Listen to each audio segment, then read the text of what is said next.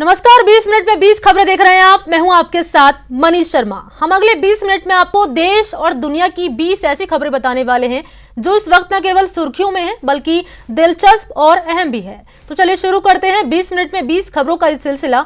और सबसे पहले आपको दिखाते हैं राजस्थान की कौन कौन सी खबरें इस वक्त अहम है।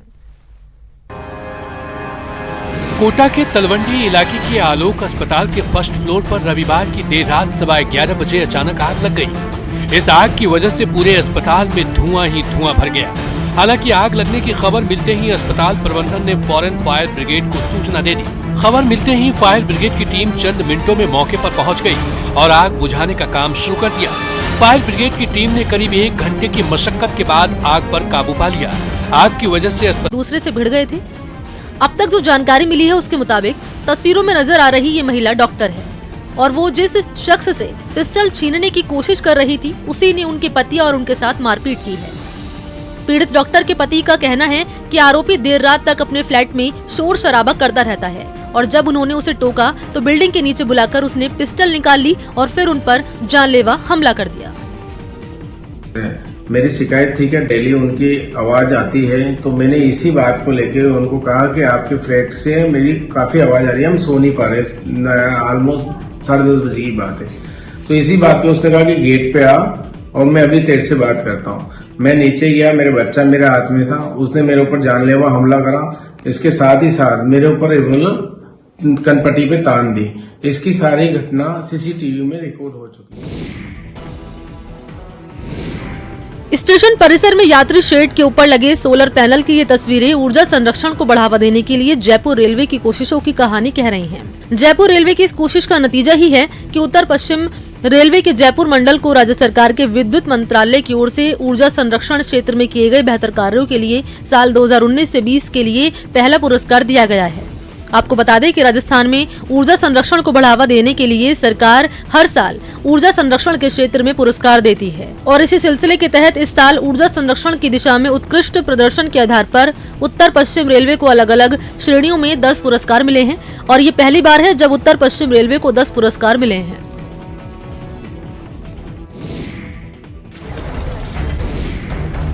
आपने साफ सफाई की तो कई तस्वीरें देखी होंगी, लेकिन सूट बूट पहनकर सफाई अभियान में मशगूल इन लोगों की तस्वीरें खास है। सफाई अभियान में मशगूल ये सभी लोग आवर फाउंडेशन टीम के सदस्य हैं, जिन्होंने बीकानेर को साफ रखने का बीड़ा उठाया है। सफाई अभियान की ये तस्वीरें बीकानेर के पीबीएम अस्पताल के ट्रॉमा सेंटर के पास की है। लगभग 5 घंटे की कड़ी मेहनत के बाद इस टीम को इस जगह की तस्वीरें बदलने में कामयाबी मिली है। आपको बता दें कि आवर फॉर नेशन टीम के सदस्य पिछले 5 साल से शहर के सबसे गंदे जगहों का मुआयना कर हर सप्ताह साफ सफाई करते हैं।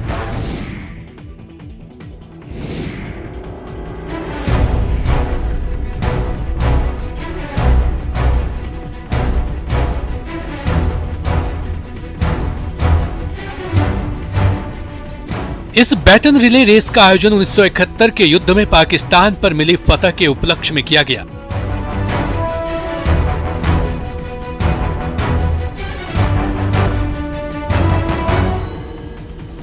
रविवार की देर रात करीब 12 बजे के बाद सीमा सुरक्षा बल के जवानों ने राष्ट्रभाव से भरे जज्बातों के साथ रिले रेस की शुरुआत की।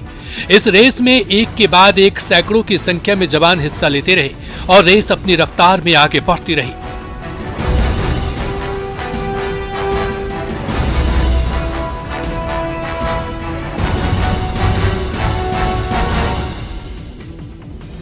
पाकिस्तान से सटे सरहद पर जीरो लाइन के पास दौड़ते हुए इन जवानों की देशभक्ति देखने लायक थी।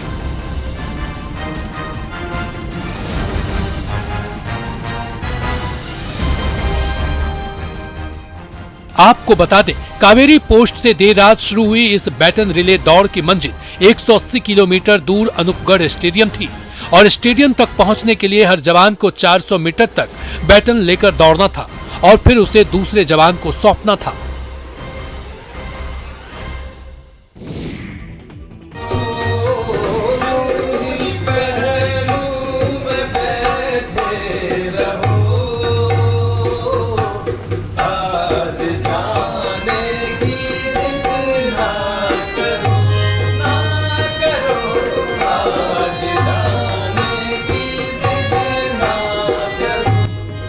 आग जाने की जिद न करो गीत पर लोक कलाकार के सुर से सुर मिला रहे ये शैलेश लोढ़ा है। वही शैलेश लोढ़ा जिसे लोग मशहूर टीवी शो तारक मेहता का उल्टा चश्मा के जरिए जानते पहचानते हैं। जैसलमेर के तनौट माता मंदिर में दर्शन करने आए शैलेश लोढ़ा यहाँ के एक होटल में रुके और इस दौरान उन्होंने लोक कलाकारों के साथ महफिल भी सजाई। देखिए, इतना सुंदर, इतना सुकून, इतनी शांति,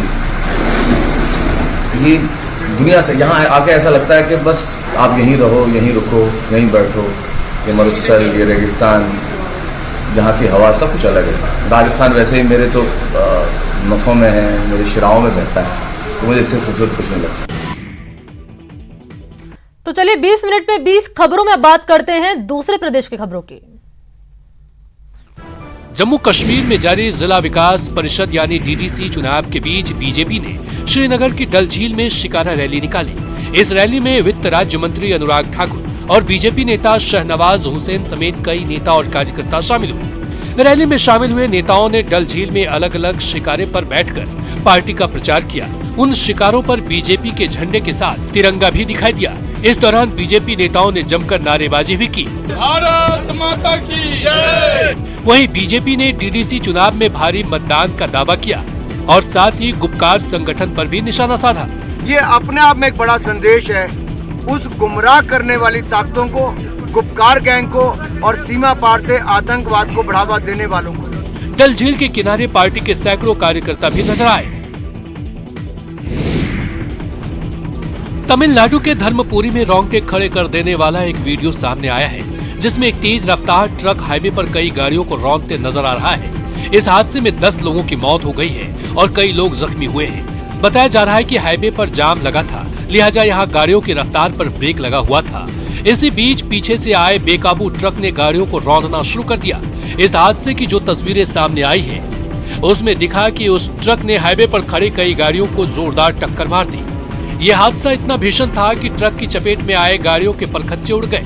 इसकी वजह से हाईवे भी पूरी तरह ब्लॉक हो गया।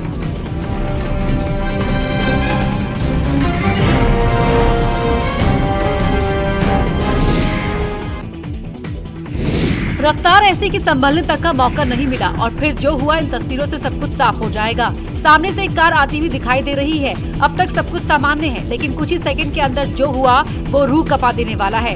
अब तस्वीरों को गौर से देखिए। कार दाहिनी तरफ बढ़ती हुई दिखाई दे रही है। ऐसा लग रहा है जैसे ड्राइवर ने सामने से आ रहे ट्रक को नहीं देखा और जब कार और ट्रक की टक्कर होती है तो कार के परखच्चे उड़ जाते हैं। गनीमत रही कि कार सवार सभी 5 लोगों को मामूली चोटें आई हैं, जबकि ट्रक ड्राइवर जख्मी हो गया। दरअसल ये हादसा गाची बोबरी के पास विप्रो जंक्शन पर हुआ। इस हादसे के बाद लोगों की मदद से घायलों को अस्पताल पहुंचाया गया।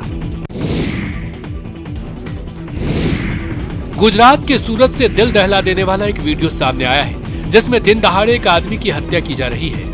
हत्या की ये वारदात यहाँ लगे सीसीटीवी कैमरे में रिकॉर्ड हो गई। इस रिकॉर्डेड फुटेज में एक आदमी धारदार हथियार से एक दूसरे आदमी पर वार करता नजर आ रहा है। तस्वीरों में साफ नजर आ रहा है कि हत्यारा तब तक उस आदमी पर हमला करता रहा जब तक कि उसकी मौत न हो गई।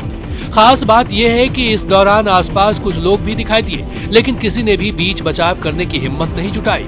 लोग तो डर के मारे और दूर चले गए और वहीं से खड़े होकर तमाशा देखने लगे। इस वारदात को अंजाम देने के बाद हमलावर फरार हो गया। बाद में पुलिस वहां पहुंची और आरोपी की तलाश में जुट गई। खबर है कि किसी पुराने विवाद की वजह से हत्या की गई।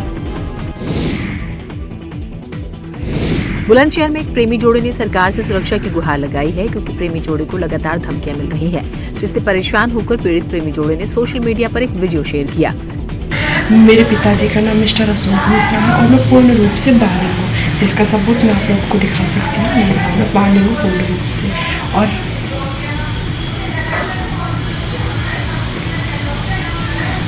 ये मेरा बर्थ सर्टिफिकेट है जो आप लोग देख पा रहे होंगे, जो ये साबित करता है कि मैं बालिग हो चुकी हूँ। लड़की ने अपने पिता पर जान से मारने की धमकी का आरोप लगाया क्योंकि लड़की के पिता दूसरी जाति के लड़के से शादी करने से खुश नहीं है।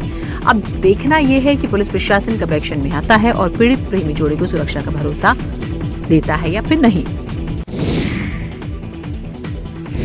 सांप और नेवले की लड़ाई की कहानी तो सुनी होगी, लेकिन लड़ाई या देखी नहीं होगी। और अगर ऐसी तस्वीरें देखी होंगी तो बहुत कम ऐसा मौका आया होगा जब सांप और नेवला लड़ते हुए दिखाई दिए हों। इन तस्वीरों को देखने के लिए हरदोई शहर के 52 रोड पर लोगों की भीड़ लग गई। आप यहाँ पे सामने बड़ा सा बहुत तगड़ा और नेवला छोटा सा, और काफी देर तक इनकी दोनों की गुत्था गुत्थी होती रही। उसके बाद उस नेवले ने सांप को बिल्कुल निस्तो नाबूद कर दिया। इस लड़ाई को लोगों ने तब तक देखा जब तक सांप और नेवले की लड़ाई चलती रही। बाद में नेवले ने सांप को मार दिया और फिर लेकर चला गया। तब जाकर लोगों की भीड़ कम हुई।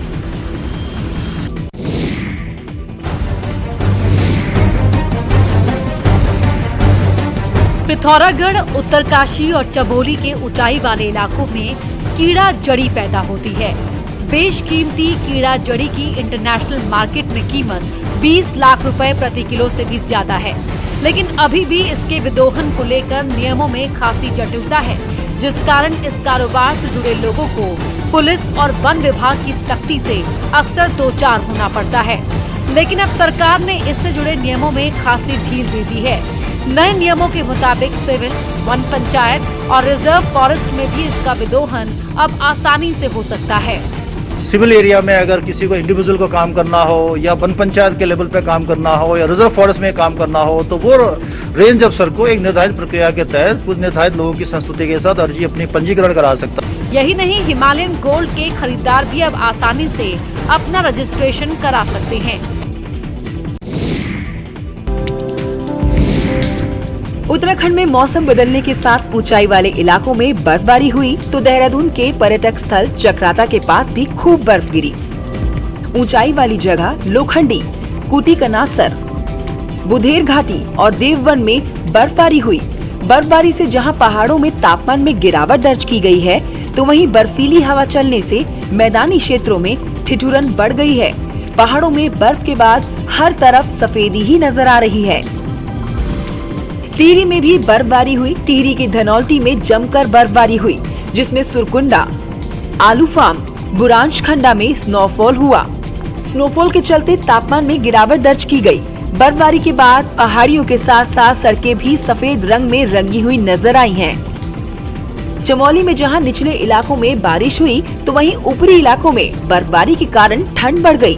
बद्रीनाथ, हेमकुंड, औली, बेदिनी, बुग्याल सहित ऊंचाई वाले इलाकों में बर्फबारी से जहां पहाड़ियां सफेद हो गईं, तो वहीं निचले इलाकों में भी ठंड बढ़ गई है। वहीं आपको बताएं कि औली पहुंचे लोगों ने बर्फबारी में जमकर मजे लिए। 20 मिनट में 20 खबरों में बात करते हैं कुछ अंतर्राष्ट्रीय खबरों की। दक्षिण अमेरिकी देश पेरू में सैकड़ों लोगों ने वेतन बढ़ाने समेत कई मांगों को लेकर राजधानी लीमा में संसद के बाहर प्रदर्शन किया। ये प्रदर्शन का आयोजन पेरू के कई संगठनों ने मिलकर किया था। खास बात यह है कि इस प्रदर्शन में सैकड़ों लोग शामिल हुए और सभी लोग राजधानी लीमा की सड़कों पर एक रैली निकालते हुए वहां की संसद के बाहर जमा हो गए और फिर वहां खड़े होकर नारेबाजी करने लगे। प्रदर्शनकारियों ने सरकार पर उनके अधिकारों को अनदेखी करने का आरोप लगाया, साथ ही वेतन बढ़ाने और पेंशन में सुधार की मांग की। प्रदर्शनकारी कई झंडे और पोस्टर भी पकड़े हुए नजर आए, जिन पर उन्होंने अपनी मांगे लिखी थी। रैली के दौरान कोई हंगामा न हो, इसके लिए लोगों के साथ पुलिस वाले भी चलते रहे। आपको बता दें, राजधानी लीमा में हुए इस विरोध प्रदर्शन में कंस्ट्रक्शन के काम से जुड़े यूनियन और लोग शामिल हुए। इसके लिए उन्होंने अपनी हालत की तरफ सरकार का ध्यान खींचने की कोशिश की।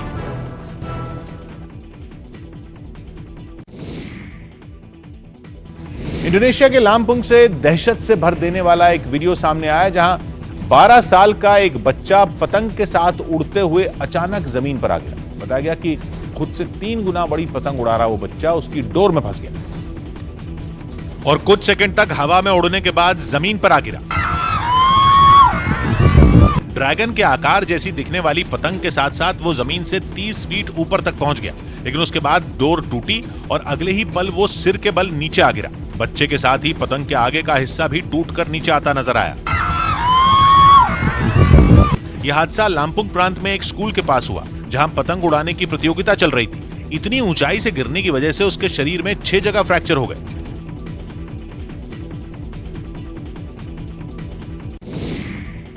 यूरोप के देश ऑस्ट्रिया में पिछले कुछ दिनों से जारी बर्फबारी ने वहां के लोगों की परेशानी बढ़ा दी। लगातार हो रही बर्फबारी की वजह से वहां का तापमान काफी नीचे लुढ़क गया, जिसकी वजह से वहां ठंड काफी बढ़ गई। बर्फबारी का सबसे ज्यादा असर करिंथिया शहर में देखने को मिला, जहां कुछ ही घंटों में इतनी बर्फबारी हुई कि वहां की सड़कों पर कई इंच बर्फ जम गई। मकानों की छतें और उनके बाहर खड़ी गाड़ियां भी बर्फ की सफेद चादर से ढकी दिखाई दी। भारी बर्फबारी की वजह से वहां के कई रास्ते बंद हो गए। सड़कों से बर्फ को हटाने के काम में खुदाई करने वाली मशीनों के अलावा एक खास मशीन भी लगाई गई जो रास्ते से बर्फ को काटकर बाहर फेंकती दिखी। इस दौरान वहां कुछ बच्चे बर्फ में खेलने का मजा लेते नजर आए। मौसम के इस बिगड़े मिजाज की वजह से लोगों का घरों से बाहर निकलना तक मुश्किल हो गया। हालांकि अभी उन्हें मुसीबत से छुटकारा मिलता नहीं दिख रहा, क्योंकि वहां के मौसम विभाग ने आने वाले दिनों में वहां और ज्यादा बर्फबारी होने की चेतावनी जारी की।